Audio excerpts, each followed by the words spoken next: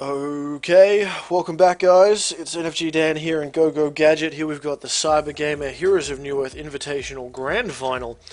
You hear that ticking in the background, we're getting underway. Gadget, how do you feel about these two teams? We've got Forgotten Gaming, we've got Zenith Gaming for the Grand Final. What are your thoughts? I tell you what, Dan, I am absolutely pumped for this grand final. It is going to be a great one. I'm sure we'll see, some fantastic games in this best of three. So I am extremely keen for it.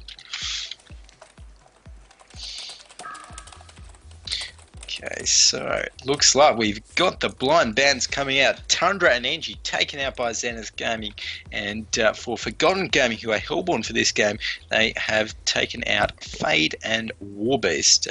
Warbeast, of course, we saw last game in that bronze place final. He was pretty dominant with what was an over 700 GPM as well. So nice bands, I feel. Yeah, and even in the previous game, in the semi-finals, we saw Zenith play a very powerful Warbeast, so I'm not surprised the Hellborn team's banning him here. The first match that they did in the semi-finals wasn't too strong. They went that puzzle box Warbeast build pushing. Second game, though, it was Warbeast, traditional pub carry. I think he had a shield breaker, he had a Soul's Bulwark, and just completely ran in there. I think he even got a basher at one stage, and just completely ran in through those back lines, doing what he could with his shrunken head. So they don't want to come up against that, as they saw how dominant it was against 3-score esports. And it looks like the locks are finishing up here. We got Polywog, Bubbles, Wretched Hag, Plague Rider, Aluna, and Silhouette. Pretty standard locks. What do you think of the locks, Gadget? Yeah, as you pointed out, nothing too, nothing too crazy in these locks. There's a few heroes who I personally would like to see. I know that Forgotten Gaming, they do like playing their Polywog. I think it might even be King Dryhump, who plays a pretty big poly from memory, so we'll see if they pick him up. The rest of the locks, a few supports, they've got Hag in there as well, Bubbles, so those kind of int, sort of semi-utility, semi-carry style champions as well, and of course Hilla, who's a very popular range carry at the moment. Yeah, I'm just having a look through it. The bands are coming up now as well. Dark Lady, pretty standard. Pebble, standard. Meraxis, Jereziah, Tempest, and Keeper of the Forest, all pretty standard bands. Very, very powerful heroes, I guess, they don't want to be coming up against. And looks like the pick should be getting underway now, with Wild Soul, interestingly, getting picked up. We have seen him banned most of the time, so I haven't really seen him in action. Have you seen him in action much in the Cybergamer Invite series? Throughout the CGI, I'm struggling to think. He certainly hasn't seen too much play, exactly for that reason that you just pointed out, Dan. He's a very popular band, but in some of the more international Hon tournaments, like I think the Dream Hon qualifiers, he was played by, I think, Complexity Gaming, and he's played as a suicide lane. So, what they do, what will happen is Wild Soul goes up into the top, for example, on Legion as a suicide laner, uses Boo Boo to pull the whole wave of creeps to his tower, and he's going to get every single creep in that wave. So he's a very strong suicide laner at the moment, and of course he scales extremely well into the late game as well. So a nice pick there by Zenith Gaming to start off with. And we see Ophelia Glacius, which is obviously a very strong combo. Picking up that Glacius as well, one of the best, obviously, supports in the game, but also a really good counter to Ophelia. So they've taken that off the board. Parasite is still available if Zenith want to pick it up. And I have seen Zenith play that Parasite before, I do believe. They run it in a couple of lineups. I'm not sure if they will with this Wild Soul, although, like you said, Wild Soul probably going to be in that suicide role, more likely. Yeah, absolutely. So, Zenith Gaming is thinking over what their next couple of picks will be out of the champion pool. So, let's see what it is. They've got the Wild Soul, got quite a few ints on the board in terms of the lock pool. So, maybe be looking to pick up something. Okay, they've actually gone with a Parasite, so going with the Jungler, actually, that's a nice pick from them. There aren't actually any junglers up on the logged pool, so they're going to be probably putting Parasite in the jungle, like we saw in the first game of Seraphic Nexus versus Hunting Season, and we all saw how devastating a good jungle Parasite could be. So they're just thinking about their next pick at the moment. Chaos for Life is grayed out that Devourer, so we'll have to see what he actually goes with in the end. Maybe he was watching the last match. He saw Gimli playing the Devourer, thinking, I could do that. Ends up picking the Pharaoh instead, which is what Gimli played the first game. So I wonder if we'll see some more Wrath the Pharaoh's actually hitting this time. And we'll see, I guess, who ends up picking it up. But going back to what you were saying on that Parasite, obviously he can be very powerful, especially as an aggressive jungler, coming up against something like an Ophelia. He can jump in those creeps, take them over, and as we said saw in that last game, if you were watching for the bronze final, from that aggressive jungle position, it's very easy to come into that middle lane and put a gank onto the middle, usually the dual mid that's there. Yeah, absolutely. I mean, just jungling, from the enemy jungle, I think might be a little bit hard for Parasite this game, but picking Parasite into Ophelia, that's generally a good pick, because what Parasite's going to be able to do to Forgotten Gaming's Ophelia is really apply pressure in the jungle, counter jungle him, and stop Ophelia from getting off to that really strong early lead, which Ophelia certainly can get off to. And Zenith Gaming picking up Polywog Priest. Personally, I'm a huge fan of Polywog Priest. Even despite the nerf I think we were talking about during the semi-finals, he's still a hugely powerful hero with that lockdown. You can lock down enemy heroes, you can portal key in, get the ward traps off, especially with something like a Pharaoh holding them in place with, the mummy walls. You put those wards just outside or even inside, and they're going to have a lot of trouble. But by the same token, I mean, the Hellborn team, they have that silhouette, and that is a very powerful hero that we've seen banned a lot of the time. Yeah, certainly so. It looks like Aluna actually the last pick for Zenith Gaming there, so a nice, safe, strong pick there in the Aluna. And just taking a look at Zenith Gaming's lanes, they're going to have Wild Soul up in the top lane in the suicide for them. Parasite obviously in the jungle. Now, in terms of Poly, Aluna, and Pharaoh, we could be seeing something like a Pharaoh Aluna lane, maybe with a Polywog middle. I think we'll have to see how they play it.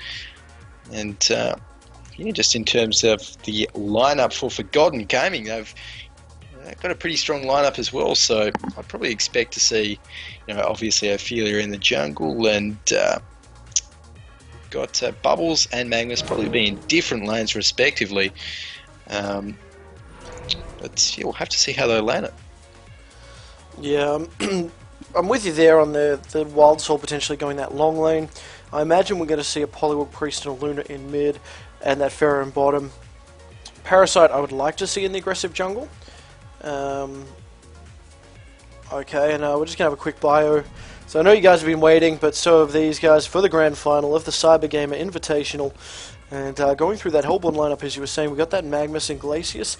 I wouldn't mind seeing a Magmus Glacius in mid, doing that dual lane. We've seen a lot of it recently. It's been very powerful. I can imagine we'd potentially see that here. Silhouette going in that top solo role with Ophelia in the jungle, and Bubbles in that long lane, farming up, doing what he can in that suicide. But hopefully he won't have too much of a hard time against just a Pharaoh. But if he does, he is able to shell surf out of those mummy walls and whatnot. Yeah, certainly. I mean, King Dry Hump on Bubbles, he's started off, some pretty strong laning items. So he wants to be able to trade hits with that Guardian ring. He's going to be building out into an early ring of the Teacher as well. So, pretty standard starts all around here as well. So Red Bull can, on that Magmus, he's got the Logger's Hatchet as well. So he's going to be looking for creeps. And yeah, just looking at it, Bubbles probably solo bottom.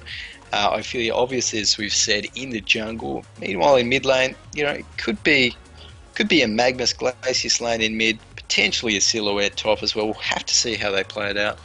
Well, actually, having a look here, the new Polywog Priest skin, the little female Polywog with the lily pad on her head and things like that. It's kind of cool to see. It's always cool to see new skins get thrown in there. Yeah, it's a pretty nifty skin. In fact, I think the ultimate charge on those voodoo boards, ultimate particle even, is different as well. So that's be something to look out for. Everyone else pretty standard. Ophelia, pretty normal there. Shout out to Poor, apparently, King Dryhump. We see Red Bull Can playing that Magnus. I think we've gone over pretty much everything here, but if you guys are just tuning in, this is the Cybergamer Invite League for Heroes of Newerth. This is the grand final. This is where everything is on the line right now. Someone's going to go home a winner, someone's going to go out a loser, and a lot of bragging rights on the line as well as a prize pool. So stay tuned, subscribe, and hopefully with your support we'll end up having some more professional Heroes of Newerth matches. And of course, if you do miss any of the action, you can always tune in to twitch.tv/nfgdan or youtube.com/gogogadgetlol, and you can download the VODs, of course, and watch it later. Yeah, always great. It's great to have a nice little VOD watching session. Shout out to Jamie C as well from your boy Harry. Harry C, top blokes. Lots of shout outs coming out all around the place. So I think we're just waiting on Harry Shell at the moment for the bio break. Yeah, and I'm pretty excited to get into this game, Dan. Yeah, we actually see Harry Shell. I'm having a look at the stream now. Harry Shell talking about how he's 1400 and he wandered into the game. He doesn't actually know what this is. Bit of a troll there. Remake on League of Legends. Okay, but yeah, no, I've seen Harry Shell. Been doing some fun casts with a mate, iBuds, and we've seen some of these players obviously come up. It is a bit of a small community, the Australian scene, especially above that level, above a certain level. And Harry Shell, obviously, great player. Both those Harrys as well. Your boy Harry in that support Aluna role. So keep an eye on him doing that support role, and obviously July 29 playing that Glacius. Shout out to the supports. Actually, Red Bull Can giving a shout out to me, so thanks, Red Bull Can. I will shout out to nfgdan, so I will use that as a time to promote myself, of course. Follow me on Twitter at nfgdan. Visit our website, nonfictiongaming.com, and of course, subscribe to the Twitch channel as well. And yeah, is there any special promotions you wanted to put, Gadget? Well, I mean, while you're at it, you can follow me on Twitter at gogogadgetlol for any sort of casts I'm doing, when I've uploaded VODs, all of that great stuff. So there's lots of good stuff on there.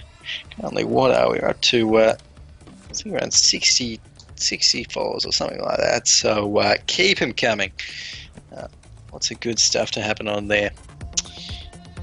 And yeah, so this game, this best of 3 grand final, it does have a prize pool of a couple of $100 for the grand final winner. So certainly something that both of these teams will be pulling out all the stops for, and as you pointed out, Dan, all of the bragging rights that come with that, and teams that maybe looking for sponsorships, such as 3 Score Esports, which we casted late game, that were sponsored up by Seraphic Nexus. They're having something like a grand final win of the Cybergamer Invite League on your team's profile. That is certainly going to help. So we're getting this game unpaused finally, and No Friends is back in the room, as is Harry Shell. So let's get underway. The Cybergamer Invite League, Heroes of Newerth grand final between Forgotten Gaming and Zenith Gaming. Yeah, and I'm just having a look at some of the stats over at cybergamer.com.au, where you can see the last time these guys came together, Zenith Gaming actually lost 1-2. Now, if you're a member of the cybergamer.com.au, it's very free to sign up. You can actually vote on who you think will win. There's been a couple of votes so far, and the votes go for Forgotten Gaming. So Zenith potentially the underdogs here, at least viewed as such. Be interesting to see if they're able to pull this up, pull their socks up, I guess, and take this game.